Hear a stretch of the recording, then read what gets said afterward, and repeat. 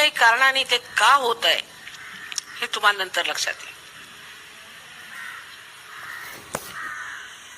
पण ध्यान धारणेने समर्पित होऊन जोपर्यंत तुम्ही आपल्या त्या गहनतेला शिवत नाहीत किंवा त्याच्यात उतरत नाही, तोपर्यंत आमचं म्हणजे बोलणं सुद्धा बोलाचाच भात बोलाचीच कडे.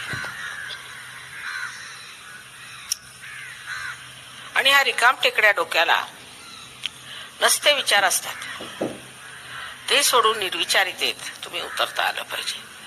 कारण आपली जी आध्यात्मिक प्रगती होते ती फक्त निर्विचारितेत होते, हे लक्षात ठेवलं पाहिजे. विचारांच्या पलीकडे गेल्याशिवाय अध्यात्म बसू शकत नाही.